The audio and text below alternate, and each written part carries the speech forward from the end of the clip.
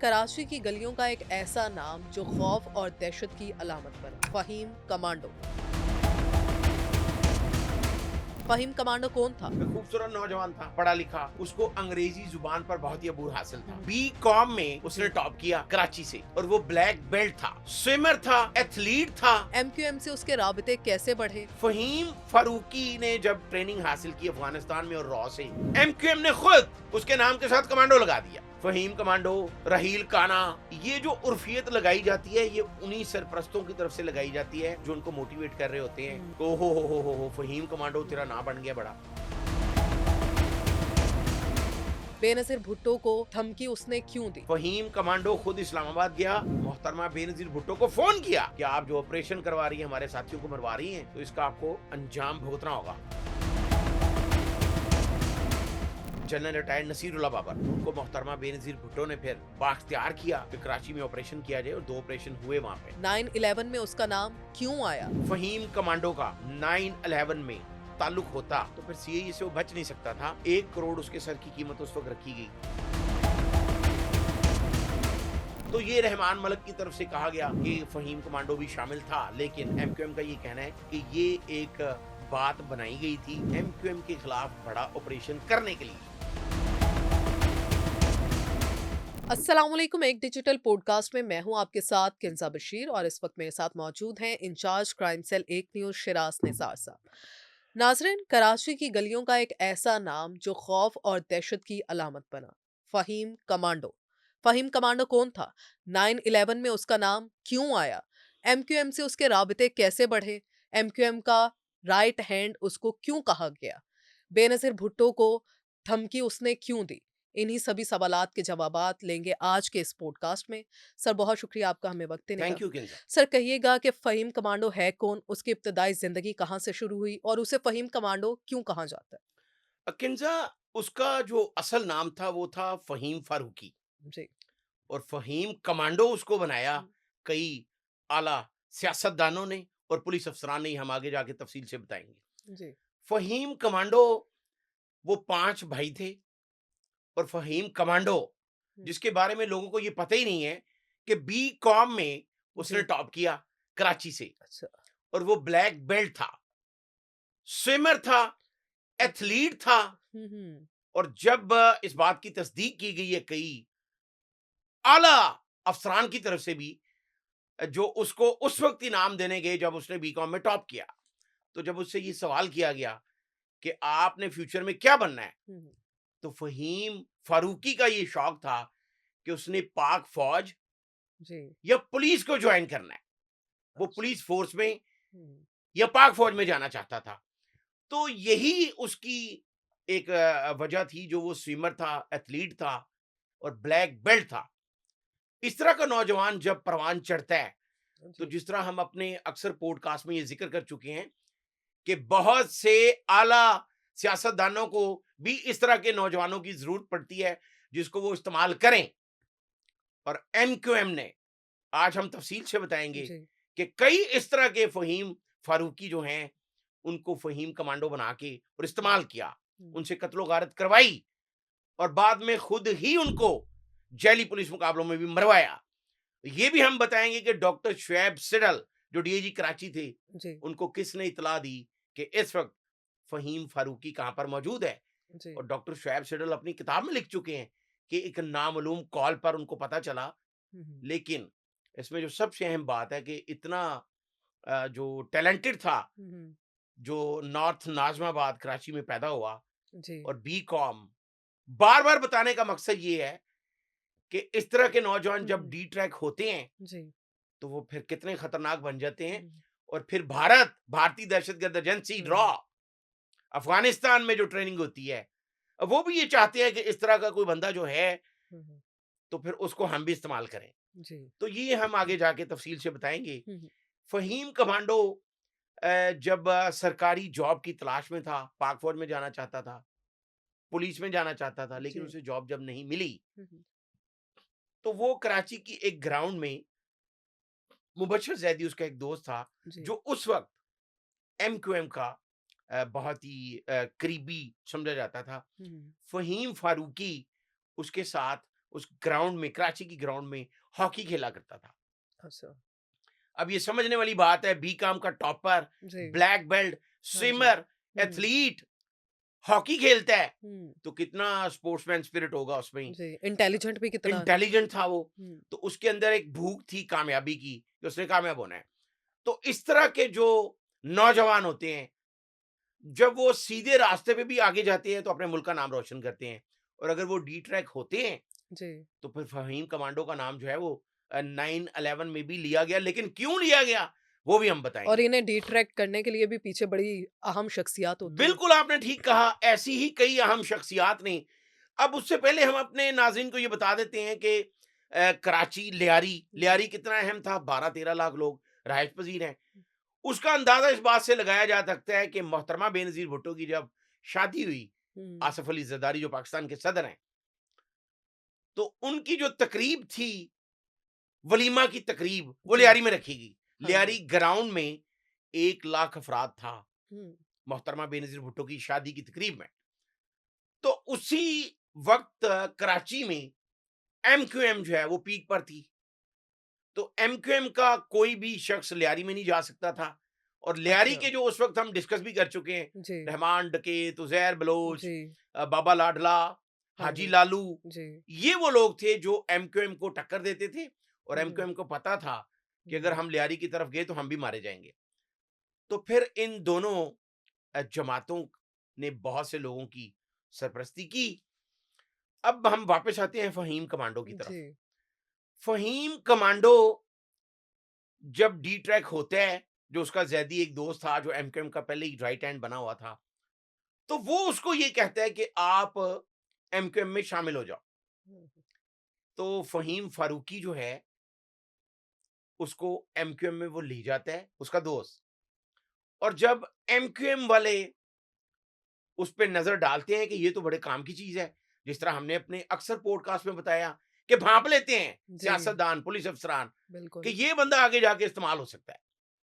तो फिर फहीम फारूकी को ऐसे रास्ते पर डाला गया कि पुलिस उसके पीछे लग गई। जो बंदा बी काम का टॉपर है, एथलीट है, ब्लैक बेल्ट है, स्विमर है, हॉकी का प्लेयर है, पुलिस में जाना चाहता है, फोर्स में जाना चाहता है, फिर उस पे एमकेएम ने हाथ रख के तो उसको ऐसा डी ट्रैक किया कि वो फिर कत्लो गारत की दुनिया में गया। लेकिन उससे हुँ, पहले हुँ। उसकी फैमिली जो है, उसके जो बाकी 4 भाई हैं, मुजम्मल फारूकी जी, और मुफीज फारूकी खासकर, जी। ये दोनों भी फिर पुलिस ने मारे, लेकिन ये हम आगे जाके बताएंगे। वो अपनी फैमिली के साथ इस्लामाबाद शिफ्ट हो जाते हैं कराची से, हुँ, कि रोजाना उनके घर पुलिस, फहीम का है। हुँ। और नाजरीन की ये भी समझने वाली बात है कि उसको जब कोई भी सियासी जमात या कोई भी इस तरह का सरप्रस्त जब किसी को लेकर चलता है, उसको डी ट्रैक करने के बाद उससे कत्लो गारत करवाता है, तो वो 2 चीजें करता है। सबसे पहले वो उसकी मार्केट करता है खुद, और दूसरा वो ये करता है कि उसके ऊपर इतना हाथ रखता है कि उसको ये समझ आ जाए कि अगर मैं किसी बड़े काम में फंस गया हुँ, हुँ। तो ये मुझे बचा लेंगे। फहीम फारूकी को जब उसे ऐसे काम करवाए जाते हैं तो उसका जो बड़ा भाई था मुजम्मिल, वो कराची आता है इस्लामाबाद से अकेला अपने भाई को समझाने के लिए। जी, तो वहां पर कुछ एमक्यूएम हकीकी के लोग जो हैं, अब ये भी समझने वाली बात है कि नाम तो चेंज कर लिया। जी। फहीम जब डी ट्रैक हो गया, एमक्यूएम से अलग हुआ, तो उसका एक भाई था, हाँ, हाँ। बड़ा उसको समझाने गया कि आप इस रास्ते से वापस आ जाओ ताकि हम इस्लामाबाद से जी, वापस कराची आ जाएं। अच्छा।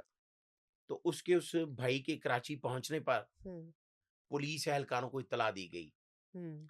जो फहीम के पास आए, उसके भाई मुजम्मिल के पास, जी, और उससे पूछा कि फहीम कहाँ है, हमें फहीम चाहिए। हुँ। तो जब उसकी तू तकरार हुई तो उसके भाई मुजम्मिल को गोलियां मार दी गई पुलिस की तरफ से। अच्छा। उसके भाई को जब अस्पताल ले जाया गया तो बाई चांस फहीम के 2 दोस्त वहां पर मौजूद थे जिन्होंने ये सारा वाकया देखा। हुँ, उन्होंने जाके फहीम को ये बताया कि आपके भाई को गोलियां मार दी गई हैं और वो फलां अस्पताल में जहाँ भक हो गया। अच्छा। फहीम का जो भाई था बड़ा मुजम्मल फारूकी, जी, वो जहाँ भक हो जाता है। हुँ, फिर उसके बाद ये जो एमक्यूएम के उस वक्त के रहनुमा थे इल्ताफ हुसैन, जो आज लंदन में जी। बैठे अक्सर डांस करते हैं, आपको पार्टियों में नजर आते हैं। तो वो उन्होंने फिर उसको फहीम कमांडो बनाने के लिए हुँ, अफगानिस्तान की ट्रेनिंग भी दिलवाई। हुँ। और ये भी बाज़राए का कहना है कि भारत में भी उसने ट्रेनिंग ली। रॉ से भी लिंक था। रॉ से भी उसका लिंक था। तो रॉ, अफगानिस्तान, जी। ये आप याद रखिएगा कि जो फिर पाकिस्तान की किसी भी मुखालफत में आगे चलते हैं, जी। तो सबसे पहले रॉ और अफगानिस्तान जो है वो उनको भांपने के बाद उनके सर पे भी हाथ रखते हैं। हुँ, फहीम फारूकी ने जब ट्रेनिंग हासिल की अफगानिस्तान में और रॉ से, जी। फिर उसको बाद एमक्यूएम ने खुद उसके नाम के साथ कमांडो लगा दिया। अच्छा। अब यहाँ किंजा ये भी समझने वाली बात है कि जो हुँ, उर्फियत है, हुँ। फहीम कमांडो, जी। रहील काना, हाँ। ये जो उर्फियत लगाई जाती है, ये उन्हीं सरप्रस्तों की तरफ से लगाई जाती है जो उनको मोटिवेट कर रहे होते हैं हुँ, को हो फहीम कमांडो तेरा हुँ, नाम बन गया बड़ा। हुँ। फहीम कमांडो जो है वो अपने भाई के उस कत्ल के बाद फिर और भी खतरनाक हो गया। अच्छा।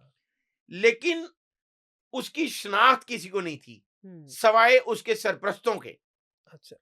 3 लोग ऐसे जो लंदन में मौजूद रहे, वो हम आगे जाके बताएँगे, जो फिर इस तरह के लोगों की सरपरस्ती करते रहे। लेकिन यहाँ पे सवाल ये पैदा होता है, और ये सवाल करने वाला है तमाम सियासी जमातों से, तमाम आला पुलिस अफसरान से और वज़ीर दाखिला से, कि जब कोई भी इस तरह का नौजवान डी ट्रैक होने के बाद जी। इनिशियल स्टेज पे इस रास्ते पे चलता है, तो उसको स्नब क्यों नहीं किया हाँ, जाता? हाँ। उसकी वजह ये होती है कि कई आला सियासतदान सरपरस्ती कर रहे होते हैं, हाँ। और इसी वजह से जी। फ़हीम फ़ारूकी जो है वो फ़हीम कमांडो बना। बन गया, कि हुँ, उसको ये पता था कि एमक्यूएम की जो हकीकी क़यादत है, वो उसकी सरपरस्ती कर रही है। जी। तो फिर जो कराची में कत्लो-गारत हुई, हुँ, बेशुमार ऐसे भी कत्ल थे जो नामालूम थे, लेकिन नाम फ़हीम कमांडो और उसके ग्रुप अच्छा। का आया कि ये वो किराए के कातिल बन चुके हैं, ये ग्रुप, जो एमक्यूएम के कहने पे हुँ, एमक्यूएम ने उस वक़्त जो है वो बहुत इल्ज़ामात लगे। बोरीबंद जो लाशें होती थीं, जी। उनमें से 90% लाशें जो हैं, वो तशद्दुद ज़दा होती थीं। हुँ, हुँ, उनके हाथ-पाँव कटे होते थे, हुँ, सर जो है वो धड़ से अलग होता था। जी। तो ये एक पहचान बनी उस दौर में, हुँ, 90s के दौर में, जी। कि ये वही करवा रहे हैं। जिसके बाद 2 बार पीपल्स पार्टी ने ऑपरेशन भी किया वहाँ पे, हुँ, जिसे हुँ, ऑपरेशन क्लीन अप का नाम दिया जाता है। 92 में, जी। 95 के एंड पे, 96 हुँ, के शुरू में ये ऑपरेशन हुए। और इन लेकिन सब में फ़हीम कमांडो का नाम था। देखिए, फ़हीम कमांडो का तो जब वो फिर इस रास्ते पे चल पड़ा, तो ये उस वक़्त सीआईडी एक महकमा था, जी। जिसके पास थोड़ी बहुत इन्फॉर्मेशन होती थी, लेकिन इतने कोई आलात जदीद पुलिस के पास भी मौजूद नहीं थे। फ़हीम कमांडो की पहचान नहीं थी किसी को, हुँ, इल्ताफ़ हुसैन के अलावा, हुँ, डॉक्टर इमरान फ़ारूक के अलावा, हुँ, और भी इसी तरह के जो 3-4 कैरेक्टर हैं, जी। जो लीड कर रहे थे। हुँ, हुँ, फ़हीम कमांडो ने, आपको याद होगा एक वाक़या ज़रार शरीफ वाला मज़ार, वहाँ जी। पे आर्मी, जहाँ पे ये इल्ज़ाम आता है कि वो उधर भी गया, कश्मीर में जिहाद किया। जी। तो ये कहा जाता है, मोतमिर ज़राए की तरफ से ये कहा जाता है, जो उसके करीबी हल्के थे, कि वो वहाँ पर गया, हाँ, हाँ। उसने वहाँ भी जिहाद किया फिर। एक उसका ये भी पहलू था कि भारतीय अगर रॉ के एजेंट जो हैं वो उसको तरबियत भी दे रहे थे, तो फिर उसने उनके खिलाफ भारतीय जहाद फ़ौज भी को भी किया। नाको चने चबवाए। बिल्कुल। अब फ़हीम कमांडो कत्लो-गारत में तो चला गया, हुँ, हुँ, उसका भाई भी कत्ल हुआ, और ये वो दौर था 2 से 3 साल, हुँ, हुँ, जिसने उसको खतरनाक फ़हीम कमांडो बना दिया। अब उसका एक भाई था, मुफीज़ फारूकी, जी। वो महकमा पुलिस में एएसआई था, अच्छा। तो उसको भी बर्खास्त कर दिया गया कि ये फ़हीम कमांडो का भाई है, हुँ, तो इसलिए ये महकमा पुलिस में ये नहीं हो सकता।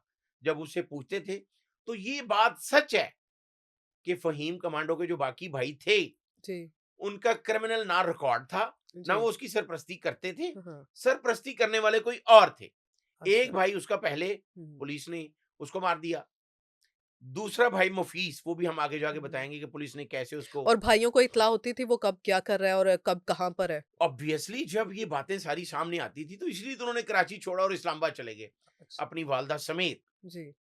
तो वो फ़हीम को समझाते भी थे, जिस तरह मुजम्मल उसको समझाने के लिए आया जी, और और उस पुलिस के हत्थे कत्ल हो चढ़ा और गया। उसका मुकाबला कर दिया गया।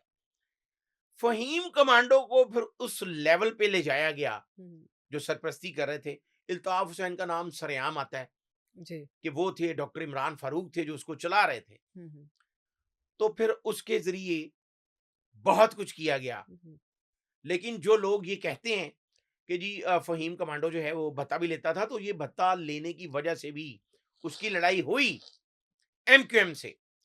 फ़हीम कत्लो-गारत में शामिल था। उसने एमक्यूएम के लिए बहुत कुछ किया। लेकिन यहाँ ये सवाल पैदा होता है कि किंज़ा जब पाकिस्तान पीपल्स पार्टी की वज़ीर-ए-आज़म मोहतरमा बेनज़ीर भुट्टो हुँ, हुँ, जब उन्होंने ऑपरेशन शुरू करवाया, तो जी, बहुत से लोग ये कहते हैं जी उसने बिलावल हाउस में खत लिखा। खत जी, नहीं लिखा था, वो खुद इस्लामाबाद गया। अच्छा। फ़हीम कमांडो खुद इस्लामाबाद गया, मोहतरमा बेनज़ीर भुट्टो को फ़ोन किया। तो देखें जो प्राइवेट एक आम सिविलियन शख्स किसी जगह पर जाता है, तो उसकी रसाई कैसे हुई। हुँ, हुँ, मोहतरमा बेनज़ीर भुट्टो को कॉल करके कहा हाँ, कि आप जो ऑपरेशन करवा रही हैं, हमारे साथियों को मरवा रही हैं, हुँ, तो इसका आपको अंजाम भुगतना होगा। तो ये वज़ीर-ए-आज़म को ये हुँ, कहा जा रहा है। जी, तो अब उससे पहले हम आपको ये भी बता देते हैं कि फ़हीम कमांडो का एक जो नाम आता है कि जी 9/11 हाँ जो जी, वर्ल्ड ट्रेड सेंटर पर हमला हुआ था, उसमें भी उसमें भी वो शामिल था, हुँ, हुँ, उसकी प्लानिंग थी। तो वो जब अफ़गानिस्तान में ट्रेनिंग के लिए गया, तो ये कहा जाता है कि एमन सवारी और इसी तरह के बाकी जो लोग थे, उनसे उसकी मुलाकात हुई। हुई या नहीं हुई, हुँ, हुँ, इसकी कोई मुसद्दक़ा इत्तला नहीं, लेकिन ये इल्ज़ाम लगा। अच्छा, लेकिन एमक्यूएम के बाज़ अफ़राद का ये कहना हुँ, है, उस वक़्त के जो कि वफ़ाकी वज़ीर दाखिला जो रहमान मलिक थे, जी, उन्होंने जब इस हवाले से रमज़ी यूसुफ से तफ्तीश के लिए एफआईए की टीम एक अमेरिका भेजी, तो रमज़ी यूसुफ से पूछा गया 9/11 में क्या फ़हीम कमांडो का हुँ, हुँ, अभी नाम है? तो ये रहमान मलिक की तरफ से कहा गया कि फ़हीम कमांडो भी शामिल था, लेकिन एमक्यूएम का ये कहना है कि ये एक बात बनाई गई थी हाँ, एमक्यूएम के खिलाफ बड़ा ऑपरेशन करने के लिए। अच्छा, चूँकि उस वक़्त जब ये बात आई, हुँ, तो हुँ, ज़ाहिर है अमेरिकन सीआईए भी एक्टिव हुई। जी, लेकिन यहाँ मैं ये बात ज़रूर करना चाहता हूँ कि डॉक्टर आमिर अज़ीज़, जी, जो पाकिस्तान का सबसे बड़ा इस वक़्त डॉक्टर है, जो स्पाइन का डॉक्टर है। हुँ, हुँ, तो जब उन पर ये इल्ज़ाम लगा कि उन्होंने ओसामा बिन लादेन का ऑपरेशन किया है, हुँ, हुँ, तो अमेरिकन सीआईए हेलीकॉप्टर के साथ जी, डॉक्टर आमिर अज़ीज़ को उनके घर से उठाने आ गई मनामा के इलाके में। आज जहाँ पे हॉस्पिटल है उनका, उसके घर करीब, तो वो जी, घर से लेकर भी गए। अच्छा, हम उस वक़्त प्रिंट मीडिया थे, हमने कवरेज की। जी, तो अगर फ़हीम कमांडो का हुँ, हुँ, 9/11 में ताल्लुक होता, हुँ, हुँ, तो फिर सीआईए से वो वो भी बच ना नहीं सकता बचता, था। जी, 1 करोड़ उसके सर की कीमत उस वक़्त रखी गई। लेकिन अगर सीआईए को पता होता कि ये था, है, हाँ, तो हाँ, फिर वो उसको उठाकर ले जाते। जी, लेकिन ये बाद में बात सामने आई कि रहमान मलिक, जो हुँ, वज़ीर हुँ, दाखिला थे उस वक़्त बेनज़ीर भुट्टो के दौर में, जी, उन्होंने ये बात बनाई कि इसका ताल्लुक था हुँ, हुँ, रमज़ी यूसुफ से, ये मिलता रहा और इसने ये किया। यानी उसका इस लेवल पे भी नाम गया। जब मोहतरमा बेनज़ीर भुट्टो को उसने धमकाया जी, इस्लामाबाद जाकर खुद, हाँ, हाँ, तो ये तारीखी बात है।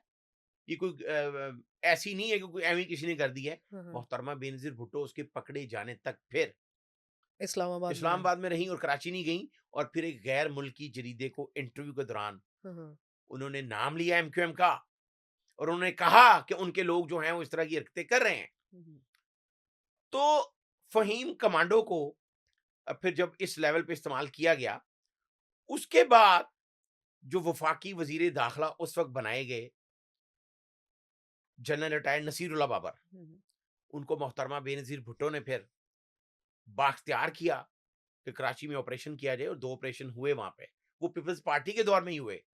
92 वाला और 95 के एंड पर जो ऑपरेशन हुए, उसमें फिर बहुत से लोग मारे गए। लेकिन यहाँ ये भी कहा जाता है कि उस वक़्त भी लियारी में भी बहुत से लोग थे, जो बहुत ही मशहूर हो चुके थे। वहाँ भी लाशों के साथ जो है वो फुटबॉल खेला जा रहा था, सरों जी, के साथ। जी, तो वहाँ पे ऑपरेशन नहीं हुआ। हुँ, हुँ, फिर ऑपरेशन ये कहा जाता है कि ख़ास जमात के लिए किया गया, हुँ, जो इल्ज़ाम लगता है। लेकिन अगर एक ख़ास जमात वो पाकिस्तान कि रियासत में एक नई रियासत कायम करना चाहती है और एक नारा लगा देती है हाँ, हाँ। कि जो हम सूबा भी अलग बनाएंगे, हमें अलग रियासत चाहिए।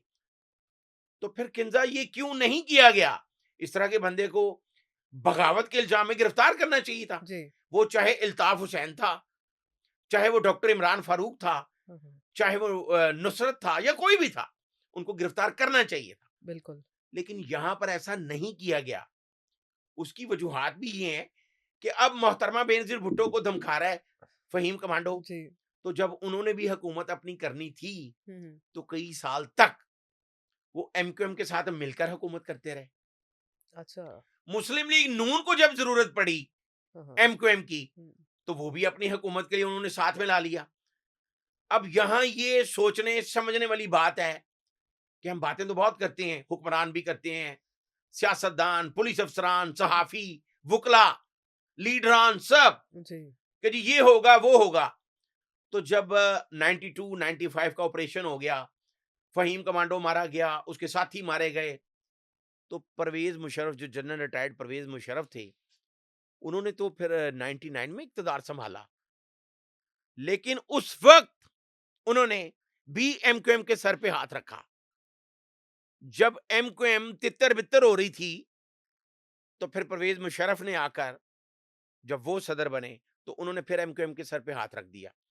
तो फिर होना तो ये चाहिए था कि जब जनरल रिटायर्ड नसीरुल्लाह बाबर ने ऑपरेशन शुरू किया, तो जो मुल्क के खिलाफ, स्टेट के खिलाफ बात कर रहे थे, फिर उनका मुकम्मल ऑपरेशन होना चाहिए था। तो उनको किसने बचाया? कई सियासतदान बीच में शामिल थे। अब अगर हम किसी कातिल के सर पे हाथ रख के उसको अपने साथ में ला लें, इसीलिए कहा जाता है कि जब 100-100 पर मुकदमा दर्ज कर लिया जाता है, तो बाद में ये कहा जाता है ये सियासी मुकदमे थे। तो कानून जब तक सबके लिए बराबर नहीं होगा, इस तरह के कई फहीम कमांडो जो हैं वो जी। पैदा होते रहेंगे। जी। अब हुआ क्या हुँ, हुँ। कि फहीम कमांडो की हुँ, किसी हुँ। को शनाख्त नहीं थी, जी। पुलिस अफसरान को भी नहीं थी। हाँ। दिखता कैसा है किसी को वो नहीं मालूम था। कौन है? हुँ, वो एक हुँ। खूबसूरत नौजवान था, जी। जिस तरह हम मज़हर तिब्बी को डिस्कस कर चुके हैं हाँ जी। कि वो एफसी कॉलेज का स्टूडेंट बाद में कहाँ तक गया। जी। इसी तरह का फहीम कमांडो जो है, हुँ, वो हुँ। खूबसूरत नौजवान था, हुँ, हुँ। पढ़ा लिखा, हुँ। उसको अंग्रेजी जुबान पर बहुत ही अबूर हासिल हुँ, था। हुँ। वो पाकिस्तान के लिए कुछ करना चाहता था। हुँ। तो ये मैं फिर उन हुक्मरानों के लिए, पुलिस अफसरान के लिए हुँ। ये बात कहना चाहता हूँ कि जो सियासतदान खुद इस तरह के लोग उनको इस्तेमाल करते हैं, बाद में खुद मरवाते हैं, जो हम बताएँगे। हुँ, हुँ। उनको ये चाहिए कि अगर इस तरह का बंदा सीधे रास्ते पे रहे, तो जी। वो भी पाकिस्तान के लिए बहुत कुछ कर सकता है। जी। उसको डिट्रैक्ट नहीं करना चाहिए, और जो इस तरह के बंदे सरपरस्ती करते हैं इस तरह हुँ, के हुँ। अफराद की, उनके खिलाफ कार्रवाई क्यों नहीं की जाती? हुँ, हुँ। इल्ताफ हुसैन ने जो कराची में किया, वो किसी से ढका-छुपा हुँ। तो नहीं है। अच्छा सर, एमक्यूएम ने, अल्ताफ हुसैन ने और डॉक्टर इमरान ने मिलके एक ट्रैप किया था जिसमें एक लड़की को फ़हीम कमांडो के पीछे लगाया था। वो क्या स्टोरी थी? ये जो प्लान था, ये हुँ। किसका था? जी। ये जो हमारे उस वक़्त वफ़ाकी वज़ीर थे, वज़ीर दाखिला, हुँ, हुँ। जनरल रिटायर्ड नसीरुल्लाह बाबर, हुँ, हुँ। वो इंस्पायर्ड थे कोलंबिया में जो उस वक़्त के क्रिमिनल्स थे जिनके खिलाफ ऑपरेशन हुआ, हुँ, तो हुँ। उसमें भी लड़कियों को इस्तेमाल किया गया। जी। कुछ की बीवियों को, कुछ की गर्लफ्रेंड्स को उनके ज़रिए उन तक पहुँचा गया। तो ये कोई नई बात नहीं थी। हुँ, हुँ। लाहौर में जो टॉप 10 का ब्रेन कहा जाता था, हुँ। शफीक उर्फ बाबा और हनीफ उर्फ हनीफा, वो अंदरून लोहारी के रहायशी थे। हुँ, हुँ। एक छोटे लेवल के मज़दूर थे, बाद में टॉप 10 का ब्रेन बने और उन पर इल्ज़ाम आया, सिंध के जो जस्टिस एक कत्ल हुए थे, जिन पर ये भी इल्ज़ाम था कि एक आला सियासी शख्सियत के कहने पे उनको कत्ल किया गया, जस्टिस निज़ाम। तो उनका हनीफ उर्फ हनीफा और शफीक उर्फ बाबा पर भी इल्ज़ाम आया। तो वो भी इसी तरह ही सरपरस्ती उनकी की जाती थी आला सियासतदानों की तरफ से। फ़हीम कमांडो, एक मैं पहले बता चुका हूँ कि उसका भाई जी। मारा गया, जी। तो वो डिट्रैक हुआ। फिर 94 की जो दौर था, उस वक़्त जब उनको पता चला, जब पुलिस अफ़सरान आपस में बैठे कि फ़हीम कमांडो जो है, वो तो मोहतरमा बेनज़ीर भुट्टो को धमका चुका है हुँ। और भी बहुत ही कत्लो-गारत की है और उसकी किसी को शनाख्त ही नहीं है। तो फिर उन्होंने नाहीद बट नाम की एक लड़की थी, जी। उसको प्लान किया हुँ। और उसको ऐसे तरीके से फ़हीम कमांडो के ग्रुप में शामिल किया गया, उसने फिर फ़हीम कमांडो के कुर्बत हासिल की। लेकिन बाज़ अफ़राद का ये कहना है कि वो आई प्लान के तहत थी, लेकिन बाद में वो फ़हीम कमांडो में इतना इन्वॉल्व हो गई हाँ, हाँ। कि बाज़ अफ़राद ये भी कहते हैं कि वो शादी भी कर गए, लेकिन ज़्यादा जो मुसद्दक़ा इत्तला है वो यही है कि वो उसकी गर्लफ्रेंड रही। तो वो फिर उस ग्रुप के इतना करीब हो गई कि जब फ़हीम कमांडो ग्रुप कत्लो-गारत के लिए भी जाते थे, जी। अपने सरबराहान के कहने पर, हाँ, हाँ। तो वो उसके बारे में ये कहा जाता है कि वो कुरान पाक लेकर खड़ी होती थी और उसके नीचे से गुज़ारती थी। तो फ़हीम कमांडो को जब एमक्यूएम के बहुत ही तरबियत याफ्ता अफ़राद मरना शुरू हो गए, तो फिर फ़हीम कमांडो को लंदन से जी। डॉक्टर इमरान फ़ारूक, हुँ, इल्ताफ़ हुसैन, हुँ, नुसरत, उनकी तरफ से एक पैगाम आता है कि फौरी तौर पर हुँ। नाहीद भट्ट को कत्ल कर दो। अच्छा।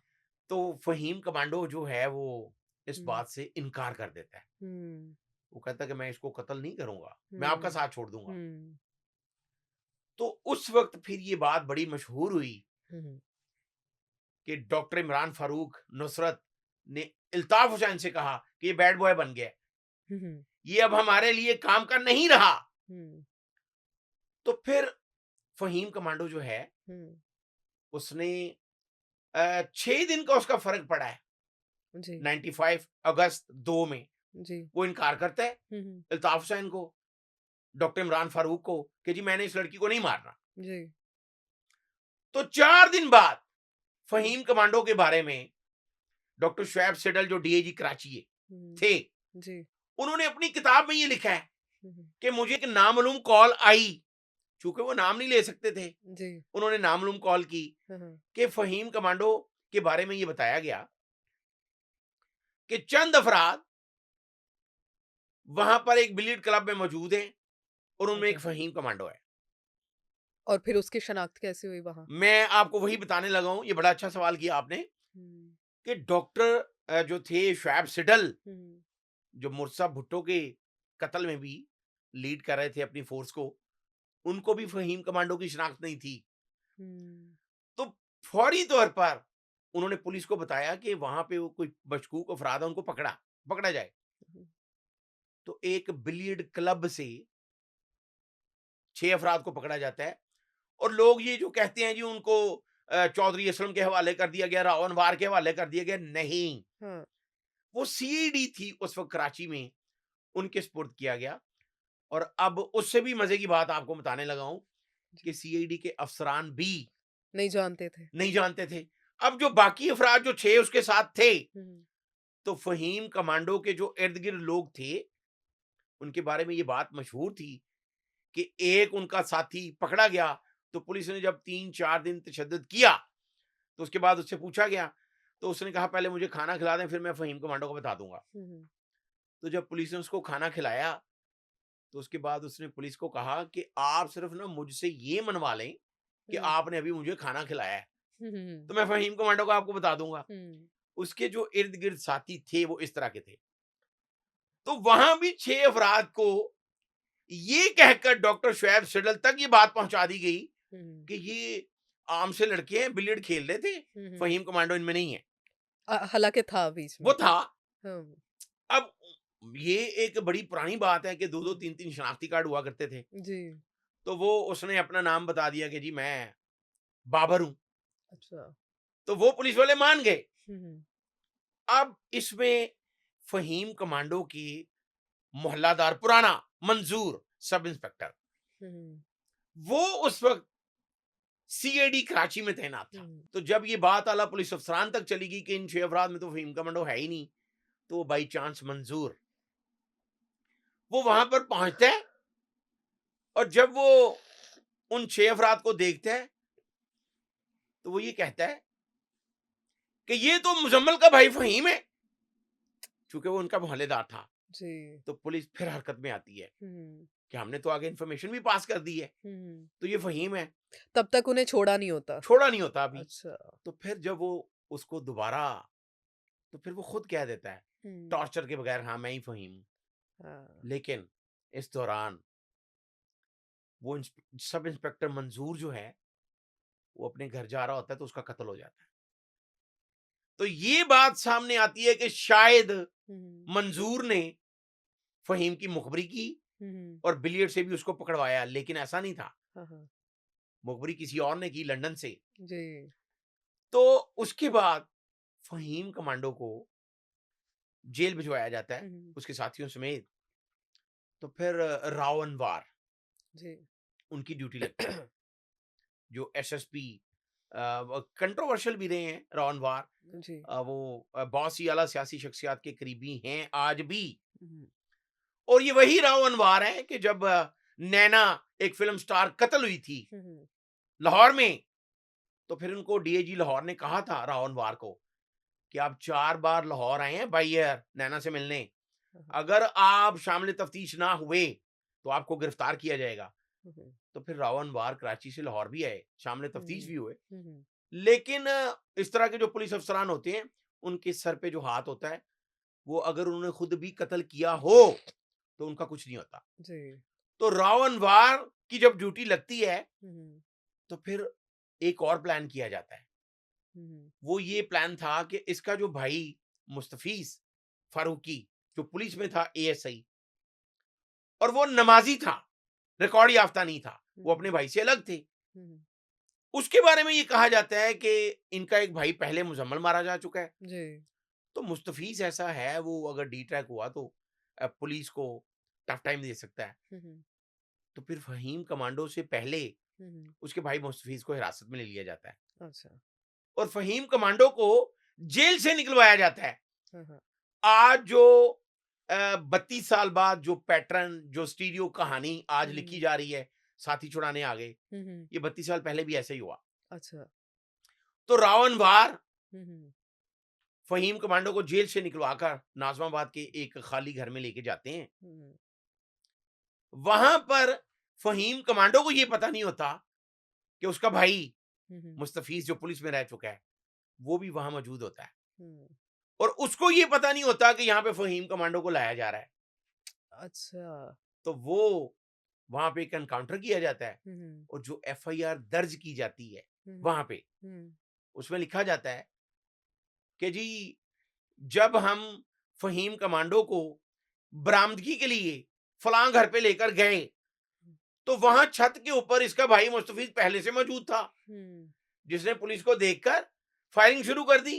हाँ, और उसकी फायरिंग से अपना ही भाई कत्ल हो फहीम गया, कमांडो मर गया, हाँ, हाँ, पुलिस एहलकार मौजाना तौर पर बच गए और जवाबी फायरिंग से वो उसका मारा भाई गया। भी कत्ल हो गया, बल्कि ऐसा नहीं, वो आपको मैं बताता हूं कि जवाबी फायरिंग से उसको मार के ये बाद में बताया गया, अच्छा, उसकी लाश ईदी के सुपुर्द कर दी गई हुँ, कि फ़हीम ये कमांडो नामालूम ने, अफराद है, फहीम का भाई, अच्छा, जिसकी शनाख्त बाद में करवाई जी, गई। जी, जानबूझ के ऐसा किया गया कि हुँ, हुँ, एक नामालूम शख्स हुँ, छत हुँ, से फायरिंग कर रहा था और उसी की फायरिंग से ये मारा गया। हुँ, लाश पहले फहीम कमांडो की एक जैली मुकाबले में उसकी मां को मिलती है, उससे पहले भी एक लाश उसको मिल चुकी होती है हुँ, मुजम्मल की, हुँ, हुँ, और तीसरा बेटा मुस्तफीज, जी, उसकी लाश फ़हीम के दूसरे दिन जब उसकी तदफीन हो जाती है, तो फिर शनाख्त कर ली जाती है कि ये तो वो है, जो इसका भाई था। हाँ, तो वही उसको बचाने के लिए वहाँ पर मौजूद था, अब उसकी शनाख्त हो गई है।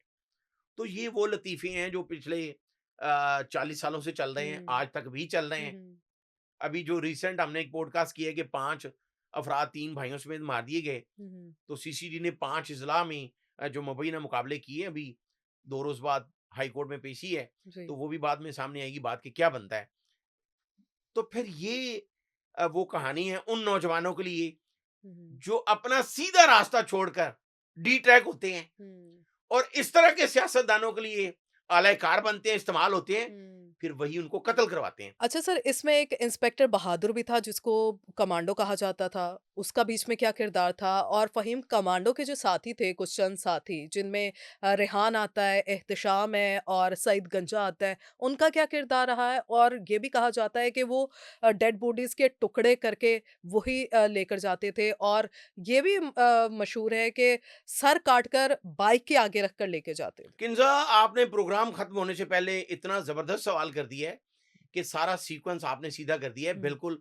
ये वो उसके साथी थे हुँ, जिसके बारे में हम ये कह चुके हैं कि पुलिस एहलकारों ने खाना खिलाया, हम्म, तो उसने कहा कि अगर आप सिर्फ मुझे ये मनवा लें कि हम्म, मैंने खाना खाया है, जी, तो फिर मैं फहीम कमांडो का भी बता दूंगा। अच्छा, ये उसके बहुत ही करीबी साथी थे। जी, एहतशाम खिजी, हम्म, अब वहां पर एक खिजी ग्राउंड बड़ी मशहूर थी। हम्म, तो एहतशाम खिजी और जो सईद गंजा था, ये एमक्यूएम के लिए वो काम करते रहे हैं। ये फहीम कमांडो के राइट हैंड समझे जाते थे।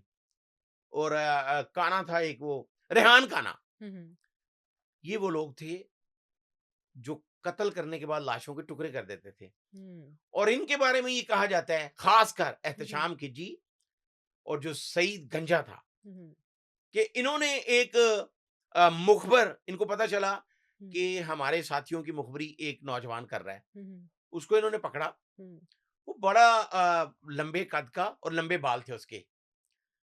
उसको कत्ल किया, उसका सर काटा। और अच्छा, सईद गंजा जो है वो अपनी मोटर बाइक के आगे उसका सर रख के हम्म, तो एक हजाम की दुकान पे पहुंचा। तो उस हिजाम को बुलाकर कहता है कि इसकी कटिंग कर दो, हम्म, इसके छोटे बाल कर दो। तो वो हजाम के बारे में ये एक किताब में लिखा गया कि उसको बुखार चढ़ गया था और वो परेशान हो गया था कि ये कौन लोग हैं। हम्म, तो वो इस तरह की हरकतें करते थे। लेकिन उसी एमक्यूएम के सबसे अहम आलाकार शुएब हम्म, कमांडो के राइट हैंड हम्म, सईद गंजा का एहतताम ये हुआ हम्म, कि वो हीरोइन पीना शुरू हो गया।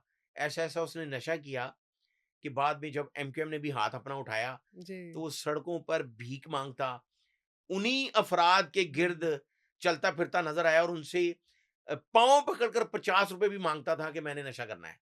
तो ये अच्छा, उसका एंड था। हम्म, बाकी जो लोग थे, हाँ, एक हम्म, इंस्पेक्टर बहादुर का आपने नाम लिया। जी, और ये भी कहा जाता है वो सचमुच का बहादुर था और हम्म, वो भी कमांडो कहलवाया कराची में। हम्म, तो खासकर जो मोहतरमा बेनजीर भुट्टो के दौर में वफाकी वजीर दाखिला हम्म, जनरल रिटायर्ड नसीरुल्लाह बाबर, वो बहादुर को अपना बेटा कहते थे, इंस्पेक्टर बहादुर को। हम्म, चूंकि जो ऑपरेशन किए गए 92 में, 95 के एंड पे, उनमें ये पुलिस अफसरान जिशान काजमी इंस्पेक्टर, बहादुर कमांडो, हम्म, इंस्पेक्टर सरवर, ये वो लोग थे जो लीड कर रहे थे, ऑपरेशन में शामिल थे।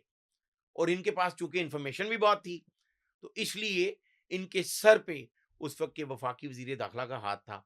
बहुत से लोग ये कहते हम्म, हैं कि जी शुएब कमांडो ने ही बहादुर को कत्ल किया।